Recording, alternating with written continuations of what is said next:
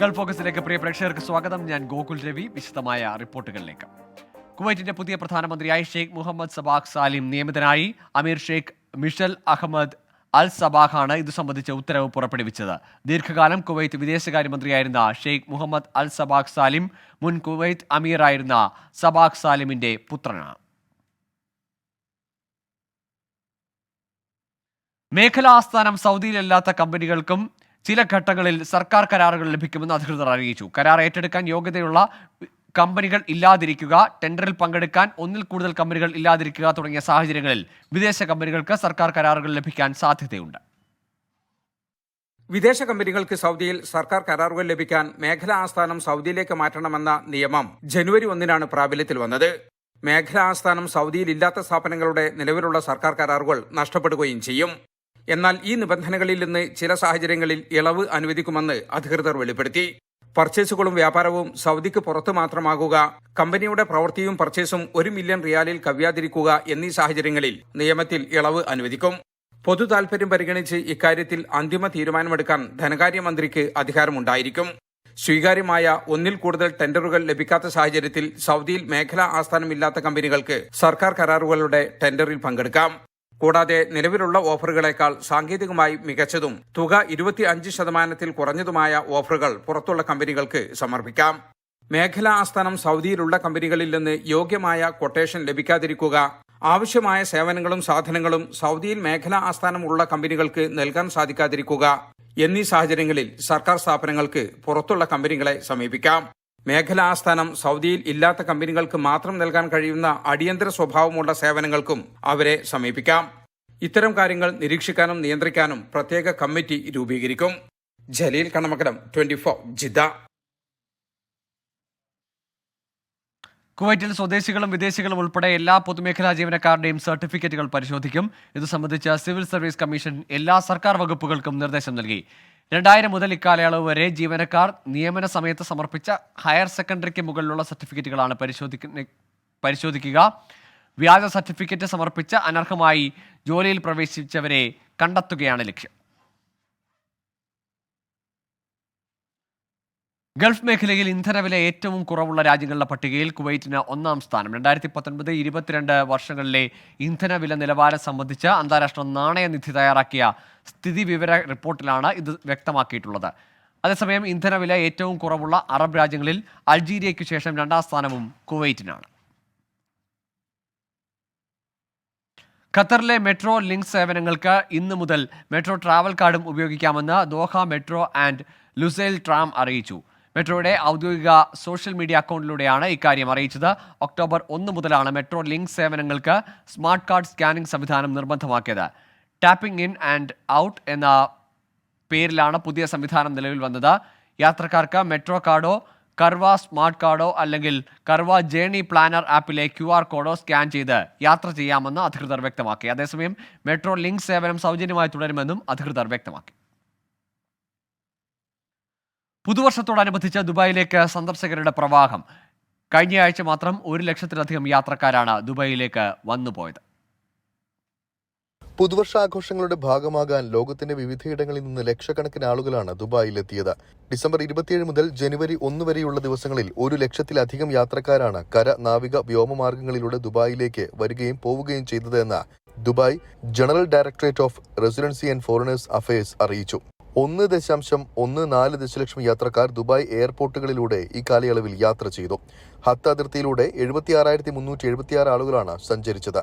അതിനൊപ്പം ജലമാർഗം 27,108 പേർ എത്തിയെന്ന് കണക്കുകൾ പറയുന്നു. ഡിസംബർ 30 മാത്രം 2,24,380 യാത്രക്കാരാണ് ദുബായിലെത്തിയത്. തങ്ങളുടെ പുതുവത്സര ആഘോഷ കേന്ദ്രമായി ദുബായിയെ ആളുകൾ തെരഞ്ഞെടുത്തതിൽ അഭിമാനമുണ്ടെന്ന് GDRFA ദുബായ് മേധാവി ലഫ്റ്റനന്റ് ജനറൽ മുഹമ്മദ് അഹമ്മദ് അൽ മറി പറഞ്ഞു. ഈ കാലയളവിനിടെ ദുബായ് സ്വന്തമാക്കിയ നേട്ടങ്ങളുടെ തെളിവാണിതെന്നും അദ്ദേഹം പറഞ്ഞു. വരും ദിവസങ്ങളിലും ദുബായിലെത്തുന്ന സന്ദർശകർക്ക് GDRFA അസാധാരണമായ അനുഭവങ്ങൾ നൽകുമെന്ന് വകുപ്പ് വ്യക്തമാക്കി. 24 ദുബായ്. ഖത്തറിൽ ലോകത്തിന്റെ വിവിധ ഭാഗങ്ങളിൽ നിന്നുള്ള തേനും ഈന്തപ്പഴവും രുചിച്ചറിയാൻ അവസരമൊരുങ്ങുന്നു. അടുത്ത മാസം 10 സൂഖ് വാഖിഫിൽ 2 ഘട്ടങ്ങളിലായാണ് പ്രദർശനം നടക്കുക. ദോഹയിലെ പൈതൃക വാണിജ്യ കേന്ദ്രമായ സൂക്ക് വാക്കിഫിൽ ഫെബ്രുവരി 10 മുതൽ 15 വരെയാണ് ഇന്റർനാഷണൽ തേൻ എക്സിബിഷൻ നടക്കുക. ഫെബ്രുവരി 25 മുതൽ മാർച്ച് 5 വരെ ഇതേ വേദിയിൽ ഈത്തപ്പഴ പ്രദർശനവും നടക്കുമെന്ന് സൂക്ക് വാക്കിഫ് മാനേജ്മെന്റ് അറിയിച്ചു. സന്ദർശകർക്ക് പ്രദർശനം സൗജന്യമായിരിക്കും. ലോകത്തെ ഏറ്റവും മികച്ച ഈത്തപ്പഴവും ഗുണനിലവാരമുള്ള മികച്ച തേനും തേൻ വിഭവങ്ങളും രുചിച്ചറിയാനും വാങ്ങാനും പ്രദർശനത്തിൽ സൗകര്യമുണ്ടായിരിക്കും. തേനിലെ പ്രശസ്ത ഇനങ്ങളായ സിദർ, വൈൽഡ് സിദർ, മനുക്ക, സ്റ്റിംഗ്ലസ് തേനീച്ച, അക്കേഷ്യ, വെള്ളത്തേൻ, ഇഞ്ചിത്തേൻ, മൗണ്ടൻ ഫ്ലവർ തേൻ എന്നിവ പ്രദർശനത്തിലുണ്ടാകും. ഈത്തപ്പഴത്തിൽ പ്രിയപ്പെട്ട ഇനങ്ങളായ ഹലാവി, മസാഫത്തി, മെഡ്ജൂൾ, ജോർദാൻ ബാങ്ക്സ് ഈത്തപ്പഴം, മിൽക്ക് ചോക്ലേറ്റ് ബദാം ഈത്തപ്പഴം തുടങ്ങിയവ സന്ദർശകർക്ക് രുചിച്ചറിയാം. എക്സിബിഷന്റെ ഭാഗമാകാൻ താൽപര്യമുള്ള പ്രദർശകർക്ക് exhibition.sookwaakif.qa എന്ന വെബ്സൈറ്റ് വഴി രജിസ്റ്റർ ചെയ്യാവുന്നതാണ്. റീഫണ്ടബിൾ സെക്യൂരിറ്റി ഡെപ്പോസിറ്റായി 5000 ഖത്തർ റിയാലാണ് അടയ്ക്കേണ്ടത്. പങ്കെടുക്കുന്ന സ്ഥാപനങ്ങൾക്ക് 500 കിലോഗ്രാം തേനും 1 ടൺ ഈത്തപ്പഴവും മറ്റൊരു രാജ്യത്തേക്ക് കയറ്റുമതി ചെയ്യാനുള്ള അവസരവുമുണ്ടാവും. പ്രദർശനത്തോടനുബന്ധിച്ച് സൂക്ക് വാക്കിഫിലെ ഹോട്ടലുകളിൽ പ്രത്യേക ഇളവുകളും ഖത്തർ എയർവേസ് വഴിയുള്ള ഇളവോടുകൂടിയ ഷിപ്പിംഗ് സൗകര്യവും പ്രദർശകർക്ക് പ്രവേശന വിസ ഉൾപ്പെടെയുള്ള മറ്റ് ആനുകൂല്യങ്ങളും ലഭിക്കും. അൻവർ പാലേരി, 24 ദോഹ. ബർദുബായിലെ ശിവക്ഷേത്രം ജബൽ അലിയിലേക്ക് മാറ്റി സ്ഥാപിച്ചു. ബർദുബായിലെ ക്ഷേത്രത്തിൽ ലഭിച്ചിരുന്ന എല്ലാ സേവനങ്ങളും ജബൽ അലിയിലെ ക്ഷേത്രത്തിൽ ലഭ്യമാക്കുമെന്ന് ഭാരവാഹികൾ അറിയിച്ചു.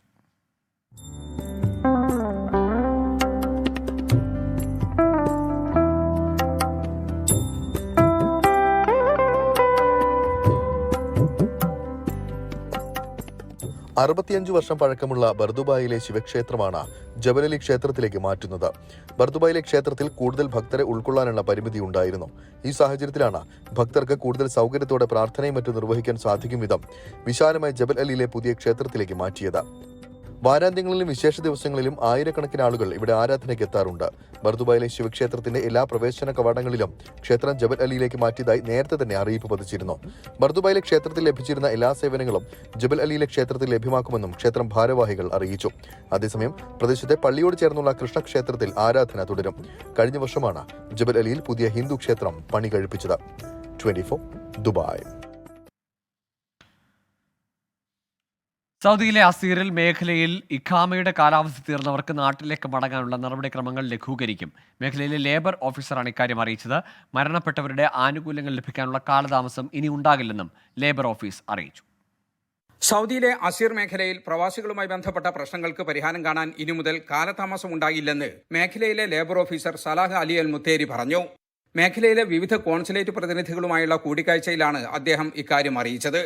ഇഖാമയുടെ കാലാവധി തീർന്നതും സ്പോൺസർ ഇഖാമ നൽകാത്തതുമായ നിരവധി കേസുകൾ റിപ്പോർട്ട് ചെയ്യപ്പെടുന്നുണ്ട്. ഇങ്ങനെയുള്ളവർ അസീർ ലേബർ ഓഫീസിനെ സമീപിച്ച് നാട്ടിലേക്ക് മടങ്ങാനുള്ള അപേക്ഷ നൽകിയാൽ നാട്ടിലേക്ക് കയറ്റിവിടാൻ ആവശ്യപ്പെട്ടുകൊണ്ട് ഡീപ്പോർട്ടേഷൻ സെന്ററിന് ലേബർ ഓഫീസ് കത്ത് നൽകും. നേരത്തെ ഇത്തരം കത്ത് ലേബർ ഓഫീസിൽ നിന്ന് കിട്ടാൻ പലപ്പോഴും കാലതാമസം എടുക്കാറുണ്ടായിരുന്നു. പ്രവാസികളുടെ മരണമുണ്ടായാൽ സ്പോൺസറിൽ നിന്ന് മതിയായ നഷ്ടപരിഹാരം ലഭിക്കാനുള്ള നടപടി സ്വീകരിച്ചതായും ലേബർ ഓഫീസ് അറിയിച്ചു.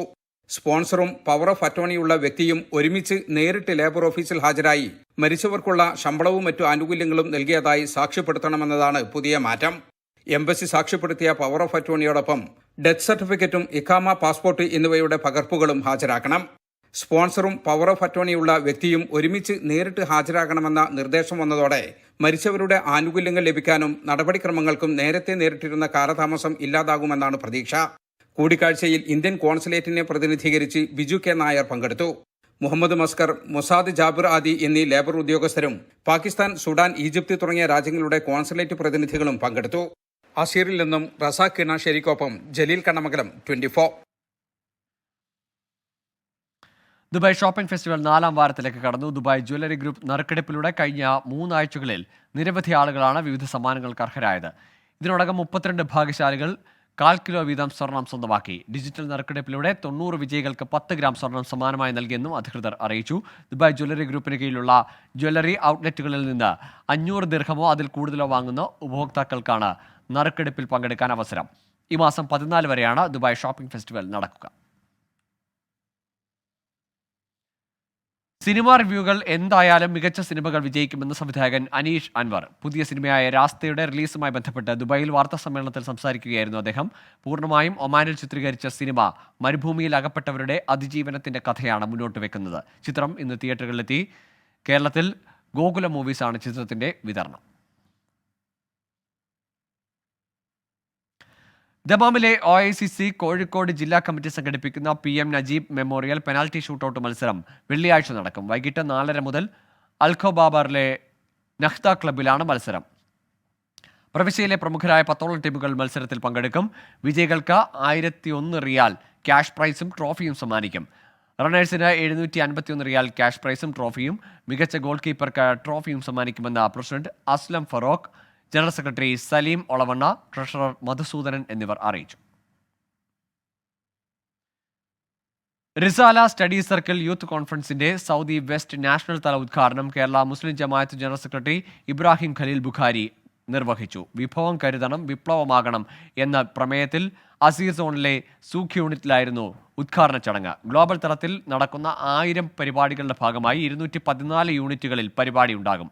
ക്യാമ്പയിനോടനുബന്ധിച്ച് 1 ലക്ഷം പ്രവാസികളെ നേരിൽ കണ്ട് ജീവിതാനുഭവങ്ങൾ അറിയാനുള്ള സർവേ നടന്നുവരുന്നതായി ഭാരവാഹികൾ വാർത്താസമ്മേളനത്തിൽ അറിയിച്ചു.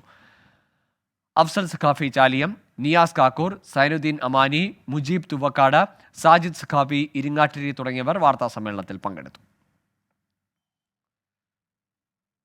ദമാമിൽ ഹൃദയാഘാതത്തെ തുടർന്ന് മലയാളി മരിച്ചു. തൃശൂർ കുന്നംകുളം സ്വദേശി വന്തേരി വളപ്പിൽ മുഹമ്മദ് കുട്ടിയാണ് മരിച്ചത്. 20 വർഷത്തിലധികമായി ഹൗസ് ഡ്രൈവറായി ജോലി ചെയ്തു വരികയായിരുന്നു. നടപടികൾ പൂർത്തിയാക്കിയ ശേഷം മൃതദേഹം നാട്ടിലേക്ക് കൊണ്ടുപോകുമെന്ന് ബന്ധുക്കൾ അറിയിച്ചു.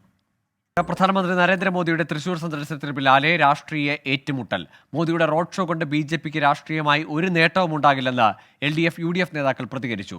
സ്വർണ്ണക്കടത്തിനെക്കുറിച്ച് പ്രധാനമന്ത്രിക്ക് അറിയാമെങ്കിൽ എന്തുകൊണ്ട് തുടർ നടപടികൾ ഉണ്ടായില്ലെന്ന് പ്രതിപക്ഷ നേതാവ് ചോദിച്ചു. കള്ളക്കടത്തിന്റെ കേന്ദ്രം പ്രധാനമന്ത്രിയുടെ ഓഫീസ് എന്നായിരുന്നു CPIM സംസ്ഥാന സെക്രട്ടറിയുടെ ആരോപണം. കേരളത്തിലല്ല മണിപ്പൂരിലേക്കാണ് പ്രധാനമന്ത്രി പോകേണ്ടിയിരുന്നതെന്ന് CPI സംസ്ഥാന സെക്രട്ടറി ബിനോയ് വിശ്വവും വിമർശിച്ചു.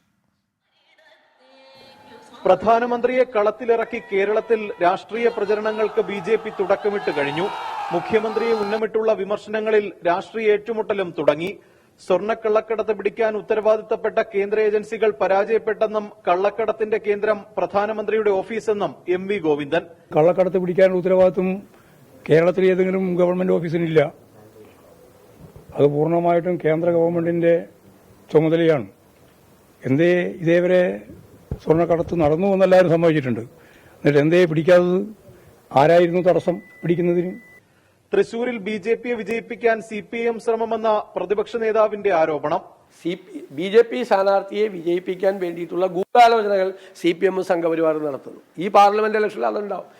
അതിനെ നേരിട്ടും ഞങ്ങൾക്ക് ഉജ്ജ്വലമായ വിജയം ഞങ്ങൾക്ക് നേടാൻ കഴിയുമെന്നുള്ള ആത്മവിശ്വാസം ഞങ്ങൾക്കുണ്ട്. BJP കേരളത്തിൽ പച്ചതൊടില്ലെന്നും ഇന്ത്യ മുന്നണി നേട്ടമുണ്ടാക്കുമെന്നും ET മുഹമ്മദ് ബഷീർ. തീർച്ചയായിട്ടും അദ്ദേഹത്തിന്റെ പാർട്ടിയെ കഴിഞ്ഞ കാലത്ത് എങ്ങനെയാണ് പച്ച തൊടാതെ ഇവിടെ വിട്ടിട്ടുള്ളത്, എങ്ങനെയാണ് അവരെ പൂജ്യമാക്കി വിട്ടിട്ടുള്ളത്, അതുപോലെ തന്നെ BJPയുടെ സങ്കല്പങ്ങളെ തകർത്തുകൊണ്ട് തീർച്ചയായിട്ടും ഇന്ത്യ അലയൻസ് വമ്പിച്ച തോതിലുള്ള പെർഫോമൻസ്, കളർഫുൾ പെർഫോമൻസ് ഈ തെരഞ്ഞെടുപ്പിൽ വരാൻ വേണ്ടി പോകുന്ന പാർലമെന്റ് തെരഞ്ഞെടുപ്പിൽ നടത്തും. മോദിയുടെ പരാമർശങ്ങളിൽ മന്ത്രിമാരടക്കം രൂക്ഷ വിമർശനമാണ് BJPക്കും പ്രധാനമന്ത്രിക്കുമെതിരെ ഉയർത്തുന്നത്. സർക്കാരിനെ പിന്തുണച്ച് CPI സംസ്ഥാന സെക്രട്ടറി ബിനോയ് വിശ്വവും രംഗത്ത് വന്നു.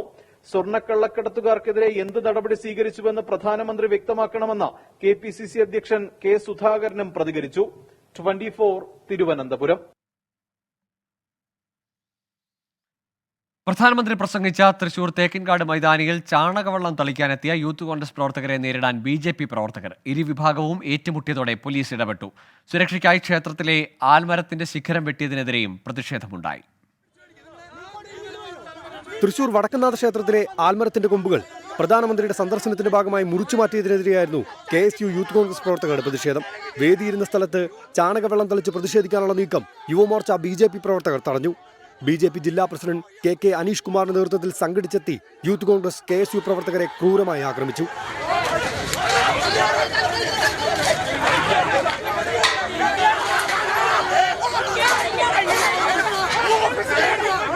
സംഘർഷത്തിന് പിന്നാലെ യൂത്ത് കോൺഗ്രസ് KSU പ്രവർത്തകരെ പോലീസ് സ്ഥലത്തു നിന്ന് അറസ്റ്റ് ചെയ്ത് നീക്കി. എന്നാൽ സംഘർഷം അഴിച്ചുവിട്ട BJP പ്രവർത്തകർക്കെതിരെ നടപടിയെടുക്കാൻ പോലീസ് തയ്യാറായതുമില്ല.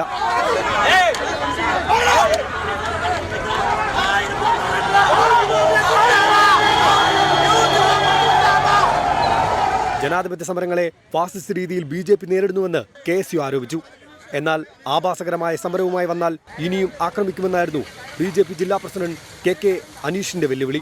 ഞങ്ങളുടെ സ്ഥലത്ത് അതിക്രമിച്ചു വന്ന് ചാണകവെള്ളം തളിക്കാൻ കേസുകാരൻ മുതിർന്നാൽ, അതിന് പോലീസ് ഒത്താശ ചെയ്താൽ ഞങ്ങൾക്ക് എന്തൊക്കെ മാർഗം സ്വീകരിക്കാൻ സാധിക്കും? മരിക്കാൻ വരെ ഞങ്ങൾ തയ്യാറാണ്. അപ്പൊ നിങ്ങൾ പറയുന്ന ഒന്നും ഞങ്ങൾക്ക് ഈ വിഷയത്തിൽ ബാധകമല്ല, ഞങ്ങൾ തടയും. പ്രധാനമന്ത്രിയുടെ പരിപാടി നടന്ന വേദിയിൽ ചാണകവെള്ളം തളിക്കാൻ നടത്തിയ നീക്കം വരേണ്യ മനോഭാവത്തിന്റെ ഭാഗമെന്ന് K. സുരേന്ദ്രൻ കുറ്റപ്പെടുത്തി. ഹൃദയസ്പർശിയായ ഒരു ചടങ്ങ്, ആ ചടങ്ങിൽ പങ്കെടുത്ത് തിരിച്ചുപോയ ഉടനെ വേദിയിൽ വെള്ളം തളിക്കുക എന്ന് പറഞ്ഞാൽ ആ മനസ്സിന് എന്താണ് പറയേണ്ടത്? കാരണം മറ്റൊന്നുമല്ല, രാഹുൽ ഗാന്ധിയും കോൺഗ്രസ് നേതാക്കന്മാരും അവരുടെ ഉള്ളിലുള്ള വരേണ്യ മനോഭാവമാണ്. പ്രധാനമന്ത്രിയുടെ പരിപാടിയിൽ മാധ്യമപ്രവർത്തകരെ ഒഴിവാക്കാൻ പോലീസ് ഗൂഢാലോചന നടത്തിയതായും BJP സംസ്ഥാന അധ്യക്ഷൻ ആരോപിച്ചു. 24 തൃശൂർ. ജസ്ന എവിടെയെന്നറിയില്ല.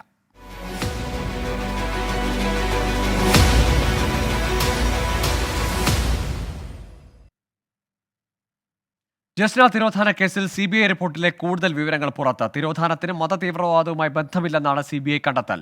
ജസ്ന മരിച്ചുവെന്ന് കണ്ടെത്താൻ കഴിഞ്ഞിട്ടില്ലെന്നും റിപ്പോർട്ടിൽ പറയുന്നു. തിരോധാനത്തിന് മതതീവ്രവാദ സംഘടനകളുമായി ബന്ധമുണ്ടോ എന്ന സംശയം ആദ്യം മുതൽ നിലനിന്നിരുന്നു. ഇതിനാണ് CBI റിപ്പോർട്ടോടെ വ്യക്തത കൈവരുന്നത്. നേരത്തെ ജസ്നയുടെ അച്ഛനെയും ആൺസുഹൃത്തിനെയും നുണപരിശോധനയ്ക്ക് വിധേയമാക്കിയിരുന്നു. ഇതിലൊന്നും തെളിവ് കിട്ടിയില്ല. ജസ്ന സമൂഹമാധ്യമങ്ങൾ ഉപയോഗിച്ചിരുന്നില്ല. ജസ്നയുമായി ബന്ധപ്പെട്ട് സമീപ സംസ്ഥാനങ്ങളിലും ആത്മഹത്യാ പോയിന്റുകളിലും പരിശോധന നടത്തി. അന്വേഷണത്തിന് ഇന്റർപോളിന്റെ സഹായം തേടിയിരുന്നു. എന്നാൽ എവിടെയും ഒരു തെളിവും കിട്ടിയില്ല. കൂടുതൽ എന്തെങ്കിലും കിട്ടിയാൽ അന്വേഷണം തുടരുമെന്നും കോടതിയിൽ നൽകിയ റിപ്പോർട്ടിൽ CBI പറയുന്നു. അതേസമയം ജസ്ന തിരോധാന കേസിൽ CBI നൽകിയ റിപ്പോർട്ടിൽ ആക്ഷേപമുണ്ടെങ്കിൽ അറിയിക്കാൻ കോടതി നോട്ടീസ് നൽകി. ജസ്നയുടെ പിതാവിനാണ് തിരുവനന്തപുരം CJM കോടതി നോട്ടീസ് അയച്ചത്. ജസ്ന കേസിൽ അന്വേഷണം താൽക്കാലികമായി അവസാനിപ്പിച്ചാണ് CBI റിപ്പോർട്ട് നൽകിയിട്ടുള്ളത്. ഈ റിപ്പോർട്ട് കോടതി സ്വീകരിക്കുന്നതിന് മുൻപാണ് പരാതിക്കാരനായ അച്ഛനോട് തർക്കമുണ്ടെങ്കിൽ അറിയിക്കാൻ വ്യക്തമാക്കിയത്. കേസ് ഈ മാസം 19 വീണ്ടും പരിഗണിക്കും. 24 കൊച്ചി. നവകേരള സദസ്സിനായി പറവൂർ നഗരസഭാ സെക്രട്ടറി നൽകിയ പണം തിരികെ ലഭിച്ചു. സ്വകാര്യ ഇവന്റ് മാനേജ്മെന്റ് കമ്പനിക്ക് നൽകിയ പണമാണ് മടക്കി നൽകിയത്. കൗൺസിലിന്റെ അനുമതിയില്ലാതെയായിരുന്നു സെക്രട്ടറി പണം നൽകിയത്. ഇത് നിയമവിരുദ്ധമാണെന്ന് ഹൈക്കോടതി വ്യക്തമാക്കിയതിന് പിന്നാലെയാണ് നടപടി. അത്താണിയിൽ പ്രവർത്തിക്കുന്ന സ്വകാര്യ കമ്പനിയായ സെനാരിയോ വെഞ്ചേഴ്സ് പ്രൈവറ്റ് ലിമിറ്റഡിനാണ് നഗരസഭാ കൗൺസിലിന്റെ അനുമതിയില്ലാതെ സെക്രട്ടറി പണം നൽകിയത്. സ്റ്റേജ് നിർമ്മാണത്തിനായി 1 ലക്ഷം രൂപ കൈമാറി. ഇത് നിയമവിരുദ്ധമാണെന്ന് കാണിച്ച നഗരസഭാ അധ്യക്ഷ ഹൈക്കോടതിയെ സമീപിച്ചിരുന്നു. കൗൺസിലിന്റെ വാദം അംഗീകരിച്ച കോടതി പണം തിരികെ നൽകണമെന്ന് ഉത്തരവിട്ടു. പിന്നാലെയാണ് ഇന്ന് ഉച്ചയോടെ നഗരസഭയുടെ ബാങ്ക് അക്കൗണ്ടിലേക്ക് മുഴുവൻ തുകയും തിരികെ എത്തിയത്. അതേസമയം പറവൂരിലെ നവകേരള സദസ്സിനായി പിരിച്ച പണത്തിന്റെ കണക്ക് പ്രസിദ്ധീകരിക്കാത്തതിനെതിരെ മുൻ നഗരസഭാ ചെയർമാൻ വിജിലൻസിനെ സമീപിക്കാൻ ഒരുങ്ങുകയാണ്. 24 കൊച്ചി. മിച്ചഭൂമി കേസിൽ CPIM നേതാവും തിരുവമ്പാടി മുൻ MLAയുമായ ജോർജ് M. തോമസിനെതിരെ ലാൻഡ് ബോർഡ് റിപ്പോർട്ട്. മിച്ചഭൂമി വിൽപ്പന നടത്തിയെന്നും ഭാര്യയുടെ പേരിൽ തിരിച്ചു വാങ്ങിയെന്നുമാണ് കണ്ടെത്തൽ. സംഭവത്തിൽ വിജിലൻസും അന്വേഷണം ആരംഭിച്ചു. 2001 അഗസ്റ്റിൻ എന്നയാൾക്ക് വിൽപ്പന നടത്തിയ ഒരേക്കർ ഭൂമി 21 വർഷത്തിനു ശേഷം ഭാര്യ ആനിസ് ജോർജിന്റെ പേരിൽ തിരികെ വാങ്ങി എന്നാണ് ലാൻഡ് ബോർഡ് കണ്ടെത്തൽ. മിച്ചഭൂമിയായി സ്ഥിരീകരിച്ച സ്ഥലമാണ് വിൽപ്പന നടത്തുകയും പിന്നീട് തിരിച്ചു വാങ്ങുകയും ചെയ്തത്. ഈ വസ്തുവിൽ 2 നില വീട് പണിയുന്നതായും authorised reporter taluk land board ചെയർമാന് റിപ്പോർട്ട് നൽകി. George M. തോമസിന്റെ പിതാവിന്റെ കൈവശമുണ്ടായിരുന്ന 16.4 ഏക്കർ ഭൂമി മിച്ചഭൂമിയാണെന്ന് സ്ഥിരീകരിച്ച് സർക്കാരിലേക്ക് കണ്ടുകെട്ടാൻ 2000 താലൂക്ക് ലാൻഡ് ബോർഡ് ഉത്തരവിട്ടിരുന്നു. പിതാവ് മരിച്ചതിനെ തുടർന്ന് ജോർജ് M. തോമസ് അപ്പീലുമായി ഹൈക്കോടതിയെ സമീപിച്ചു. അപ്പീലിൽ തീരുമാനമാകുന്നതിന് മുമ്പ് ഇതിൽ ഒരേക്കർ അഗസ്റ്റിന് വിൽപ്പന നടത്തിയെന്നും 2022 മുക്കം സബ് രജിസ്ട്രാർ ഓഫീസ് മുഖേന അഗസ്റ്റിനിൽ നിന്ന് ആനിസ് ജോർജിന്റെ പേരിലേക്ക് മാറ്റി എന്നുമാണ് കണ്ടെത്തൽ. ഇത്തരം ഇടപാട് നടന്നിട്ടില്ല എന്നും ആക്ഷേപങ്ങൾ അടിസ്ഥാനരഹിതമാണ് എന്നുമായിരുന്നു ജോർജ് M. തോമസ് പ്രതികരിച്ചിരുന്നത്.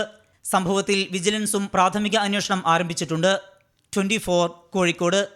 അഭിപ്രായ വ്യത്യാസങ്ങൾ മാറ്റിവെച്ച് തെരഞ്ഞെടുപ്പിനെ ഒറ്റക്കെട്ടായി നേരിടണമെന്ന നിർദ്ദേശവുമായി കോൺഗ്രസ് അധ്യക്ഷൻ മല്ലികാർജ്ജുൻ ഖർഗെ. പാർട്ടിക്ക് കരുത്തു കുറഞ്ഞ മണ്ഡലങ്ങളെയും പിന്തുണയ്ക്കുന്നവരെയും തിരിച്ചറിയണമെന്ന നിർദ്ദേശം.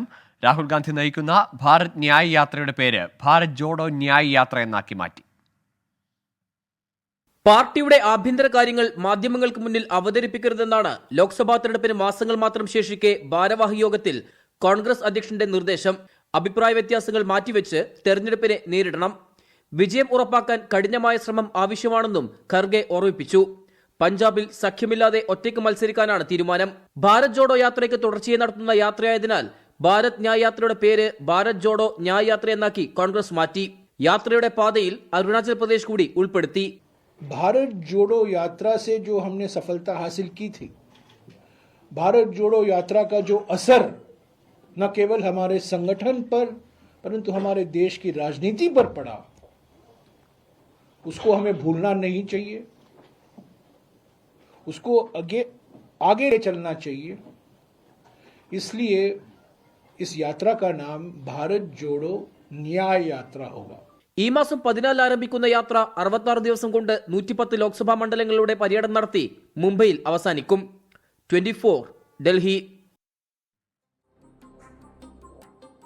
ആന്ധ്രാപ്രദേശ് മുൻ മുഖ്യമന്ത്രി YS രാജശേഖർ റെഡ്ഡിയുടെ മകൾ YS ശർമിള കോൺഗ്രസിൽ ചേർന്നു. ശർമിളയുടെ പാർട്ടിയായ YSR തെലങ്കാന പാർട്ടി കോൺഗ്രസിൽ ലയിച്ചു.